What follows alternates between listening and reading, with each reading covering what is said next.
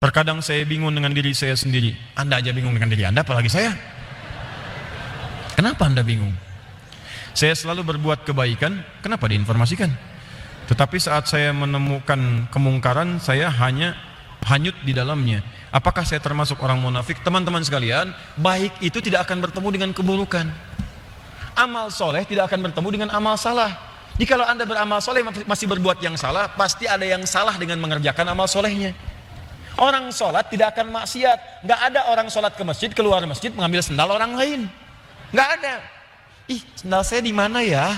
Kayaknya di sini deh. Tadi di sini betul. Oh iya, yang ini dipakai aja. Padahal dia ke masjid nggak pakai sendal. Kalau sholatnya benar, dia nggak akan begitu. Sering saya lihat di YouTube tuh ada CCTV mengatakan yang ngambil kotak infak, ngambil ini, ngambil itu. Itu kalau orang sholatnya benar nggak akan begitu. Yang mungkin terjadi, cara ibadahnya salah. Karena ibadah yang benar akan menekan Anda untuk berbuat maksiat. Maka dari itu saran saya yang pertama adalah tolong koreksi dulu cara ibadah Anda. Pahami dengan baik. Yang kedua, saya berikan cara cepat. Ini cara paling gampang. Cara paling gampang.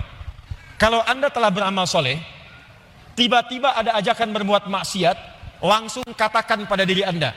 Katakan, kalau kamu berbuat seperti ini, bayangkan kamu akan diwafatkan saat kamu bermaksiat. Ini cara paling gampang. Jadi kalau Anda ingin berbuat maksiat, bayangkan seketika diwafatkan oleh Allah. Barusan sholat, keluar dari masjid pengen ngambil sendal orang. Bayangkan saat ngambil sendal itu Anda diwafatkan oleh Allah Subhanahu wa ta'ala. Bayangkan saat Anda tanda tangan proyek yang tidak jelas itu diwafatkan oleh Allah Subhanahu wa ta'ala.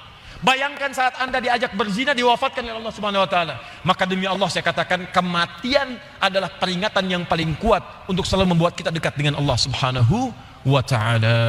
Awas, ini yang paling penting. Langkah pengobatan. Karena ada orang yang juga sudah masuk terjebak ke dalamnya, bagaimana cara mengatasinya? Misal antum ingin menahan amarah, tapi tiba-tiba marah muncul. Ketika sedang marah itu, bagaimana cara mengobatinya supaya dia tidak melahirkan tindakan yang lebih buruk lagi? Karena setan, kalau sudah berhasil dengan satu keadaan, dia akan naikkan volumenya kepada yang lebih tinggi. Tadinya cuma mengancam, serahkan uangnya. Tiba-tiba dia bisa menusuk.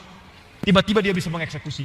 Bagaimana mencegah perbuatan itu supaya dihentikan seketika dan mundur tidak jadi melakukannya? Karena pernah terjadi sekelompok orang bermusyawarah untuk membunuh seseorang, seharusnya itu naik lebih tinggi lagi, tapi ternyata itu bisa ditinggalkan dengan mengurangi kadarnya, bahkan melahirkan kesimpulan yang sangat positif dalam kehidupan. Paham sampai sini? Kalau paham, saya cek dulu. Tantangan dakwah terbesar dalam diri kita apa namanya? Nafsu. Siapa yang menggoda nafsu? Setan. Setan itu asalnya dari apa? Jin. Jin kelihatan tidak? Berarti dalam diri kita ada sosok yang tidak nampak yang memberikan was-was pada diri kita. Godaannya disebut dengan was-was. Hati-hati, setiap yang bernama manusia, kalau dia belum meninggal pasti akan mendapatkan godaan itu. Dua. Awas, dua. Ingat, setan itu cara kerjanya masuk kepada nafsu dengan bisikan. Maka Allah memberikan bocoran kepada kita bagaimana membuat benteng supaya kita bisa menghambat tantangan-tantangan yang datang dari setan. Yang pertama apa namanya? Halo? Baik. Yang kedua? Interaksi dengan Al-Quran. Yang ketiga? Baik. Ikhlas diterjemahkan dalam bentuk ibadah, wujudnya bisa berupa salat. Kemudian yang terakhir adalah banyak berzikir kepada Allah Subhanahu wa ta'ala dalam setiap kesempatan. Kalau ini diamalkan, minimal musuh berat yang pertama itu kita bisa atasi dalam proses barangkali perjuangan walaupun tidak mudah untuk kita lakukan.